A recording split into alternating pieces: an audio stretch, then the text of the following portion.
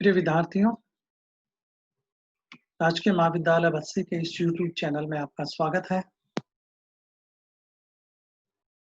जैसा कि आप सभी को पता होगा कि हम लोग पिछले जो वीडियोस दिए हैं मैक्रो इकोनॉमिक्स पे ये मुद्रा और उसकी कीमतों के बीच में संबंध, मनी एंड प्राइस के बीच में रिलेशन, यानी मुद्रा की मात्रा और कीमत स्तर के बीच में क्या संबंध है, इसको लेकर के क्वांटिटी थ्योरी ऑफ मनी का चैप्टर हम देख रहे हैं। क्वांटिटी ऑफ थ्योरी मनी का चैप्टर देखते हुए हमने फिशर के मुद्रा प्रमाण सिद्धांत को हमने देखा। फिशर के मुद्रा प्रमाण सिद्धांत में मुद्रा केवल विनिमय का माध्यम है और लेन देन या सौदा उद्देश्य के लिए लोग मुद्रा को अपने पास रखते हैं। और फिर कीमत स्तर, उसके बीच कीमत स्तर और मुद्रा की मात्रा। यहाँ पर मुद्रा की मात्रा एक्टिव वेरिएबल है, यानी वो कारण है, और इस कारण में परिवर्तन होने पर कार्य पे क्या प्रभाव पड़ता है। जैसे जब पृथ्वी सूर्य के सामने जाती है घूमते हुए तो रोशनी होती है, तो कारण क्या हुआ रोशनी होने का? सूर्य के सामने जाना। तो सूर्य एक कारण है और उससे पृथ्वी पर क्या प्रभाव पड़ता है? रोशनी होती है। तो बिल्कुल ऐसे ही यहाँ पे देख रहे हैं कि मुद्रा की मात्रा कारण है और मुद्रा की मात्रा में परिवर्तन होने पर कीमत स्तर में क्या प्रभाव होता है, इसका हम क्वांटिटी थ्योरी ऑफ मनी के अंदर अध्ययन कर रहे हैं। और ये डिस्कस हमारा यहाँ तक अभी फिशर का समीकरण और कैम्ब्रिज समीकरण को लेकर के यहाँ तक हम पहुंचे हैं। कैम्ब्रिज समीकरण को यदि हम देखें तो वहां पर ये महत्वपूर्ण रूप से निकल करके आती है कि मुद्रा की मांग आय का एक निश्चित भाग है। आय को यदि वास्तविक आय पी वाई मान लिया जाए, जैसा कि एक रसर से पी वाई वास्तविक आय है, और वास्तविक आय जो पी वाई है इसका के अनुपात लोग अपने पास मुद्रा के रूप में रखते हैं। और यदि इसको पी के संदर्भ में सॉल्व किया जाए तो एम अपॉन के वाई निकल करके आता है। एम अपॉन के वाई को यदि हम देखें तो बड़ा सरल सी बात लगती है, लेकिन यहाँ पर ये बात महत्वपूर्ण रूप से है कि पी और एम यानी मुद्रा की मात्रा और कीमत स्तर के बीच में प्रत्यक्ष संबंध है। मुद्रा की मात्रा में परिवर्तन होने पर पी में भी उसी दिशा में परिवर्तन होगा, यानी मुद्रा की मात्रा दोगुनी होती है तो कीमत स्तर में भी परिवर्तन होगा। क्वांटिटी थ्योरी ऑफ मनी मुख्य रूप से ये कहता है कि यदि रोजगार का पूर्ण स्तर अर्थव्यवस्था में है तो ये मुद्रा की मात्रा और कीमत स्तर के बीच में प्रत्यक्ष और आनुपातिक संबंध है। तो यहाँ पर पी और एम के बीच में प्रत्यक्ष और आनुपातिक संबंध है, यानी प्रत्यक्ष या डायरेक्ट रिलेशन का अभिप्राय है कि दोनों में परिवर्तन की दिशा एक है।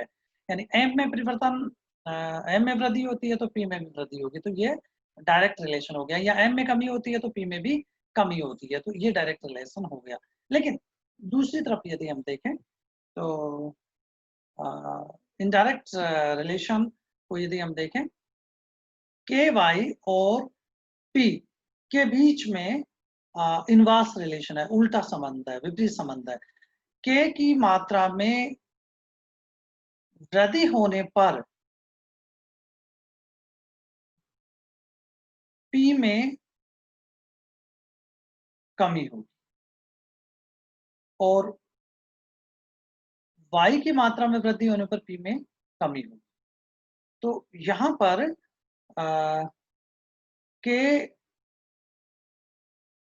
के और वाई या के और टी के बीच में तो इनवर्स रिलेशन है और एम और पी के बीच में डायरेक्ट रिलेशन है।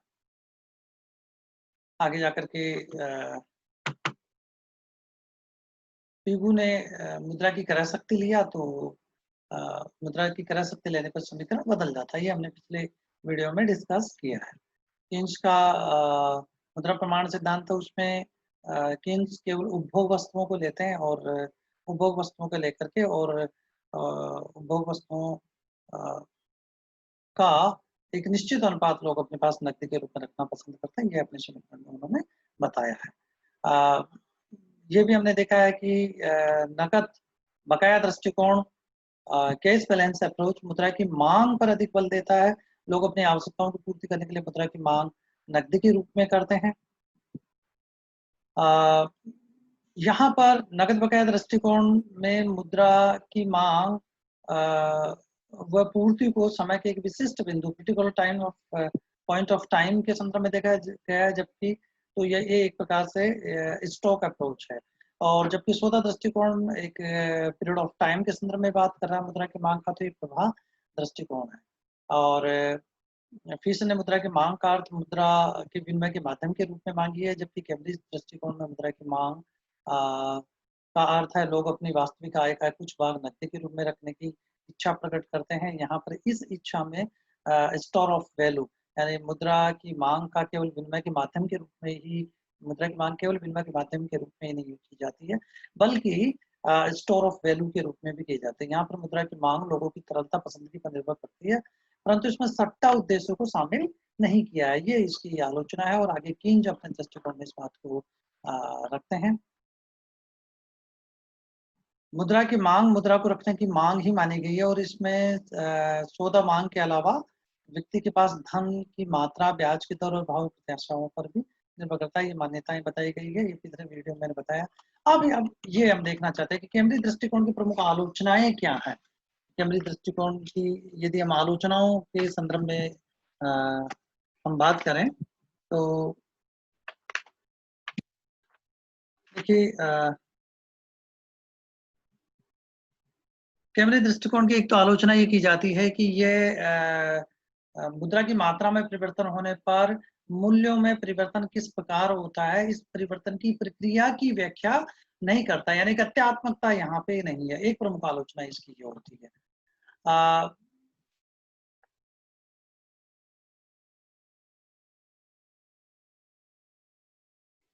दूसरा यदि हम ये देखें कि मुद्रा की मांग की कुल मांग की ये व्याख्या नहीं करता है कैम्ब्रिज दृष्टिकोण। इन्होंने आपको पूर्व में बता दें कि मुद्रा की 3 प्रकार की मांग कीन्स ने आगे जाकर के बताई थी। उसने कहा कि लोग लेन-देन, लिक्विडिटी डिमांड फॉर मनी, लेन-देन उद्देश्य के लिए मुद्रा की मांग करते हैं। ये लेन-देन उद्देश्य है ये आय का एक धनात्मक फलन होता है। आय और व्यय के बीच में अंतराल होता है, इसलिए लोग मुद्रा की मांग करते हैं। ये फिशर के समीकरण में भी स्वीकार किया गया है और कैम्ब्रिज समीकरण में भी स्वीकार किया गया है और आगे जाकर के हम देखेंगे कि किन्स ने भी अपने समीकरण में इसी मांग के उद्देश्य पर जोर दिया है। अगला यदि हम देखें तो स्पेक्युलेटिव डिमांड, जिसको किन्स ने अलग प्रकार से डिफाइन किया है, ये भी आय का फलन है।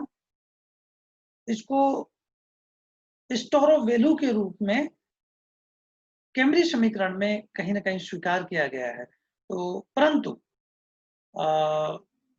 चाहे फिशर हो, चाहे कैम्ब्रिज समीकरण हो, सट्टा उद्देश्य के लिए लोग मुद्रा की मांग करते हैं। यानी ब्याज की दर में या बॉन्ड्स की प्राइस में अप्रत्याशित परिवर्तन या अप्रत्याशित परिवर्तनों की के संदर्भ में जो मुद्रा की मांग की जाती है, जिसकी जो यूँ तो अप्रत्याशित है, लेकिन वो अपने बेस्ट नॉलेज से उसको कुछ प्रत्याशाएँ करने का प्रयास करते हैं। तो यहाँ पर मुद्रा की सट्टा मांग के बारे में इन्होंने चर्चा नहीं की है। तो मुद्रा की 3 प्रकार की मांग हुई, transactive motive, speculative motive and speculative motive. अ ये कैम्ब्रिज दृष्टिकोण में सट्टा उद्देश्य के लिए मुद्रा की मांग पर विचार नहीं करते हैं और वस्तुतः सट्टा उद्देश्य के लिए मुद्रा की मांग पर जब विचार किया जाएगा, तो ब्याज की दर पर भी विचार करेंगे। लेकिन चूँकि सट्टा उद्देश्य के लिए मुद्रा की मांग पर इन्होंने विचार ही नहीं किया, ये इनके आइडिया में नहीं है, इसलिए ब्याज की दर का क्या अर्थव्यवस्था में महत्व है, अ अ, ये अ, वो नहीं समझ पाए और ये इसकी सिद्धांत की प्रमुख आलोचना है, जिसको आगे जाकर के किन्स इसको सुधारते हैं। समीकरण में के तथा टी यानी उत्पादन का स्तर या सौदों के लेन-देन का स्तर को स्थिर मान लिया गया है, जबकि उत्पादन वाई तथा के में परिवर्तन की संभावना होती है। तो ये एक प्रमुख आलोचना इनकी की जाती है कि यदि के और टी में परिवर्तन को स्वीकार करें तो फिर विश्लेषण कुछ अलग प्रकार का होगा। तो ये इसकी इनसे रह गया। इसमें विभिन्न प्रकार की बैंक जमाओं जैसे चालू, बचत और फिक्स्ड डिपॉजिट के लिए जमाओं के आपस में बदलने, मतलब ये जो तीनों प्रकार की जमाएँ उनको आपस में जो बदला जाता है, इसके ऊपर विचार नहीं किया। मिल्टन फ्रीडमैन ने इस बात पर जोर दिया और उन्होंने इसकी इस रूप में आलोचना को समझा। इस पर लगभग वो ही आलोचनाएँ होती है जो फिशर के दृष्टिकोण की प्रमुख आलोचनाएँ होती है। तो ये इसकी प्रमुख आलोचनाएँ थी।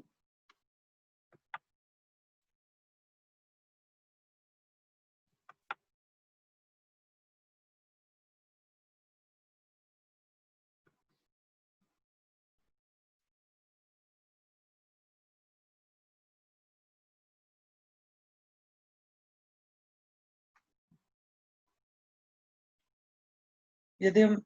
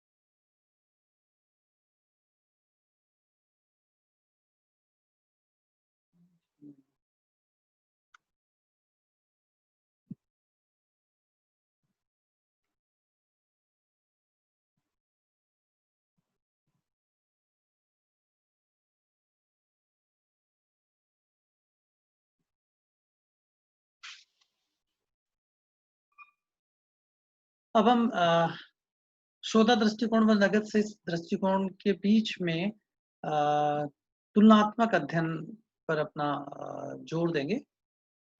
इस वीडियो के इस भाग में हम अ, शोधा दृष्टिकोण और नगद से इस समीकरण दृष्टिकोण की तुलना अ, हम करना चाहते हैं। देखिए बहुत से लेखकों का ये मत है कि जो नव क्लासिकल यानी कैम्ब्रिज दृष्टिकोण है और जो क्लासिकल फिशर का दृष्टिकोण है, इनमें शोधा प्रचलन वेग मॉडल एक सी ही व्याख्या करता है। मतलब यहाँ पर मुद्रा का जो शोधा लेन-देन दृष्टिकोण है और फिशर का कैम्ब्रिज दृष्टिकोण है, इन दोनों से एक सी ही व्याख्याएँ होती है और एक से ही निष्कर्ष प्राप्त होते हैं। कुछ अंतर है, कुछ समानताएँ हैं। पहले हम दोनों के बीच में समानताओं को देख लेते हैं। देखिए एम और पी के बीच में समान निष्कर्ष है। जैसे समानता ये है कि फिशर का जो मुद्रा प्रमाण सिद्धांत है, मनी और प्राइस के बीच के रिलेशन का जो इक्वेशन है, वो एमवी बराबर पीटी है। एमवी मुद्रा की कुल पूर्ति है, पीटी मुद्रा की कुल माँग है और अ, जब कीमत स्तर को देखना चाहते हैं तो एमवी अपॉन टी, और यदि वी और टी को कांस्टेंट मान करके दोनों को अलग कर दिया जाए, चूँकि ये स्थिर है, तो पी और एम के बीच में डायरेक्ट रिलेशन है, ये फिशर का समीकरण बताता है। इसी प्रकार से यदि कैमरी दृष्टिकोण की बात करें तो यहाँ पर पी वाई वास्तविक आय है। वास्तविक आय का एक निश्चित भाग लोग अपने पास सौदों को संपन्न करने के लिए अपने पास रखने की इच्छा रखते हैं मुद्रा के रूप में। तो वो कितना भाग वास्तविक आय का रखते हैं वो के है। के जैसे मान लीजिए ₹100 और के का मूल्य 0.8 है। तो कुल वास्तविक आय ₹100 है, के 0.8 है, इसका मतलब ₹80 लोग अपने पास मुद्रा की माँग सौदों को संपन्न करने के लिए अपने पास रखते हैं। यहाँ पर पी और एम जैसे ये पूर्व के समीकरण तीसरे समीकरण में था। लगभग एक से ही अ, वैल्यू निकल कर के आती है। P बराबर m अपॉन के टी। तो यहाँ पर दोनों के निष्कर्ष एक से ही है। यदि ये मान लिया जाए कि k equal to 1 upon v है या v equal to 1 upon k है, तो गणितीय दृष्टिकोण से तो हमें समान निष्कर्ष प्राप्त होते हैं। दोनों ही लोग अपने पास कितनी मुद्रा आय वास्तविक आय का नकदी के रूप में रखना पसंद करते हैं। के वी मुद्रा का चलन वेग और टी ट्रांजैक्शंस का वॉल्यूम और वास्तविक आय को स्थिर मानते हैं। इस प्रकार एम व M1 तथा V और V1 यानी विधिगाय मुद्रा और साख मुद्रा के बीच में एक स्थिर रिलेशन है। मुद्रा के चलन वेग और साख मुद्रा के चलन वेग के बीच में स्थिर संबंध है। तो यहाँ पर constant relation between M and M1, V and V1 is assumed. परंतु तो ऐसा लगता है कि ये एक सही निष्कर्ष देखने को मिलते हैं। दोनों ही मुद्रा को विनिमय के माध्यम के रूप में स्वीकार करते हैं, यद्यपि स्टोर ऑफ वैल्यू के रूप में फिशर ने माना, लेकिन दोनों ही मुद्रा को विनिमय के माध्यम में मीडियम ऑफ एक्सचेंज के रूप में स्वीकार करते हैं और उस पक्ष पर सबसे अधिक जोर देते हैं। तो गणितीय दृष्टिकोण से ऐसा लगता है कि एक से ही निष्कर्ष प्राप्त होते हैं दोनों से, यानी कीमत और मुद्रा की मात्रा। मुद्रा की मात्रा और कीमत स्तर के बीच में जो रिलेशन है, जिसको मनी एंड प्राइस थ्योरी कहते हैं, वो एक से ही निष्कर्ष प्राप्त होते हैं। परंतु जब विश्लेषणात्मक दृष्टिकोण से दोनों को देखने का प्रयास करते हैं तो दोनों में महत्वपूर्ण अंतर है। दोनों में क्या मुख्य अंतर है, ये हम यहाँ पे देखना चाहते हैं। देखिए, पहला जो विश्लेषण है वो समय से संबंधित अंतर को लेकर के है। फिशर के सौदा समीकरण में मुद्रा के मूल्य में समय की एक अवधि की व्याख्या की गई है, जबकि नगद से समीकरण में कीमत स्तर अथवा मुद्रा के मूल्य के समय के एक बिंदु की व्याख्या की गई है। यानी फिशर का समीकरण पीरियड ऑफ टाइम के संदर्भ में बात कर रहा है, जब मुद्रा की मात्रा और कीमत स्तर के बीच के रिलेशन की व्याख्या की जा रही है तो। और कैमरे दृष्टिकोण पॉइंट ऑफ टाइम के संदर्भ में बात कर रही है। रॉबर्टसन ने इसको कहा है कि जो फिशर का मुद्रा है वह उड़ान भरती हुई मुद्रा या चिड़िया है, और रॉबर्टसन बैठी हुई मुद्रा या बैठी हुई चिड़िया है। तो ये महत्वपूर्ण अंतर दोनों के बीच में है। दूसरा यदि हम देखें जो बहुत महत्वपूर्ण और विश्लेषणात्मक दृष्टि से आगे जाकर के किन इसी बात को समझते हैं और बड़ा अंतर से एक नया निष्कर्ष बोल लेते हैं। फिशर के समीकरण में मुद्रा की मांग समष्टिगत मांग पर समष्टिगत दृष्टिकोण से विचार किया जाता है, एग्रीगेट लिया जाता है। उसके कंपोनेंट क्या है, संघटक क्या है, उस पर विचार नहीं करते। और ये बड़ी भारी कमी उसके विश्लेषण में आगे जाकर के हम देखेंगे, ये उभर करके आती है। जो कैमरे दृष्टिकोण है वो मुद्रा की मांग व्यक्तिगत इकाइयों यानी प्रत्येक व्यक्ति की मुद्रा की रखने की इच्छा उसकी यूटिलिटी पे निर्भर करती है। तो उसकी यूटिलिटी से मुद्रा की व्यक्तिगत इंडिविजुअल मार्जिनल यूटिलिटी को लेकर के और प्रत्येक व्यक्ति की मार्जिनल यूटिलिटी और उसकी मांग को लेकर के टोटल किया जाता है। तो यहाँ पर माइक्रो से मैक्रो की तरफ जाया जा रहा है। तो विश्लेषण में महत्वपूर्ण अंतर है और लागतों पर ये विचार करता है। तो इससे समष्टिगत योग को वो इंडिविजुअल यूनिट्स के यूटिलिटी फंक्शंस को ले रहा है, मुद्रा की यूटिलिटी फंक्शन को ले रहा है और फिर विश्लेषण कर रहा है। तो बहुत महत्वपूर्ण इसमें अंतर उभर करके आता है। फिशर का समीकरण में मुद्रा की पूर्ति पक्ष पर ज़्यादा जोर दिया जाता है, जबकि जो कैम्ब्रिज दृष्टिकोण में मुद्रा की मांग पक्ष पर सबसे अधिक जोर दिया जाता है। तो यहाँ सप्लाई साइड पे जोर है, यहाँ पर डिमांड साइड पे जोर है।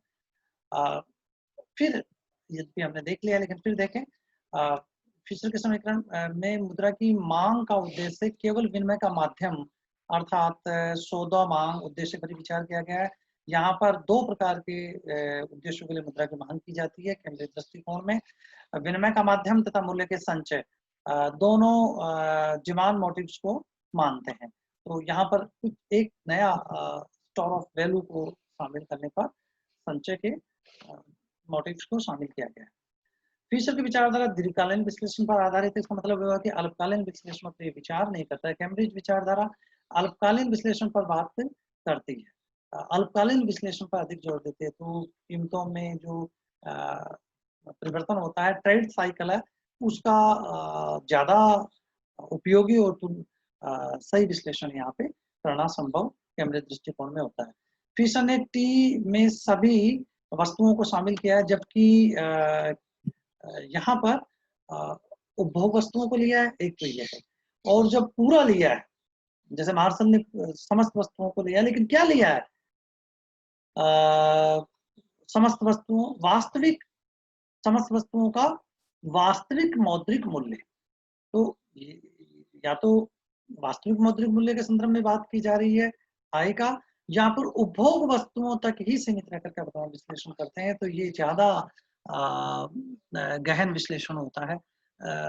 और कीमतों उपभोग वस्तुओं कीमतों में परिवर्तन क्यों होता है, इसकी व्याख्या करने में बहुत ज्यादा असफल है, जो आम व्यक्ति से ज्यादा कंसर्न इसका है। एक और है कि v को 1/k अथवा k इक्वल टू 1/v मान लेना भी तकनीकी दृष्टि से सही नहीं कहा जा सकता है, क्योंकि देखिए v है वो एक निश्चित समावधि प्राय एक वर्ष पीरियड ऑफ टाइम का विश्लेषण कर रहा है, जबकि k पॉइंट ऑफ टाइम एक समय बिंदु का विश्लेषण कर रहा है। तो तकनीकी दृष्टि से दोनों सही नहीं है। अब हम ये देखना चाहते हैं कि दोनों सिद्धांतों में से श्रेष्ठ सिद्धांत कौन सा है, या नगद से सिद्धांत की फिशर के सिद्धांत पर श्रेष्ठता, superiority of cash balance approach over Fisher's theory क्या है? इन दोनों दृष्टिकोणों में से कैम्ब्रिज दृष्टिकोण को अधिक सही श्रेष्ठ माना गया है विद्वानों के द्वारा, क्योंकि यह अल्पकाल में परिवर्तनों की व्याख्या करता है, साथ में दीर्घकालीन परिवर्तनों की व्याख्या करता है। बी की तुलना में के को मापना ज्यादा सरल है। इन सबसे ज्यादा आगे चल करके कैम्ब्रिज दृष्टिकोण की नींव कैम्ब्रिज दृष्टिकोण की नींव पर किंज अपने विचारों का निर्माण करता है, और वो तरलता पसंदगी का जो उनका सिद्धांत है, लिक्विडिटी डिफेंस थ्योरी का जो डिमांड का सिद्धांत है, वो प्रस्तुत करते हैं। हैंसन ने ये कहा कि फिशर के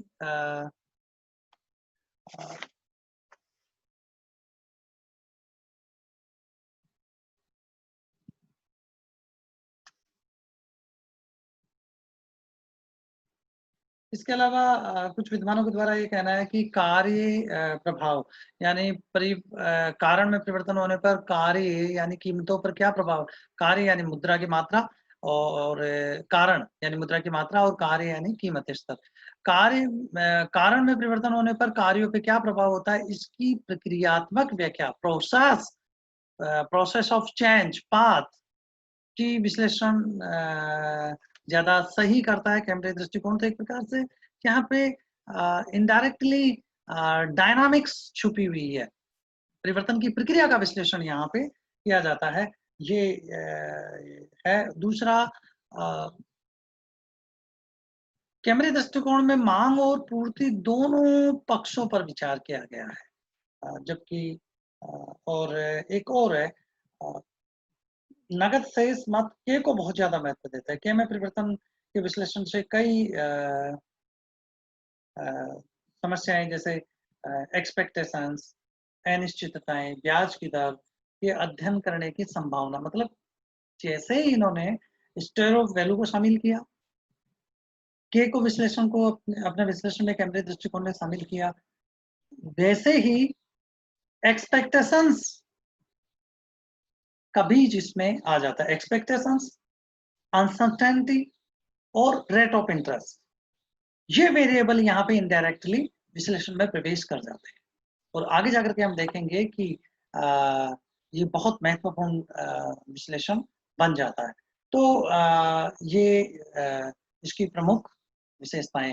हैंसन ने कहा कि फिशर के नकद दृष्टिकोण की तुलना में मार्शल का नकद शेष कैश बैलेंस अप्रोच दृष्टिकोण श्रेष्ठ रहा है, क्योंकि कैमरे दृष्टिकोण मुद्रा व मूल्यों की समस्या से संबंधित नया दृष्टिकोण है। कैमरे दृष्टिकोण में नगद कोष रखने की इच्छा महत्वपूर्ण परिवर्तनों इच्छा डिजायर महत्वपूर्ण परिवर्तनों की व्याख्या करता है। जैसे मनी सप्लाई स्थिर रहने पर कीमतों में परिवर्तन के मान में परिवर्तन से संभव है। अतः ये एम और पी के बीच संबंध की सही व्याख्या करता है। तो ये प्रमुख रूप से अ, दोनों की तुलना, दोनों की आलोचना यहाँ पे है। अ,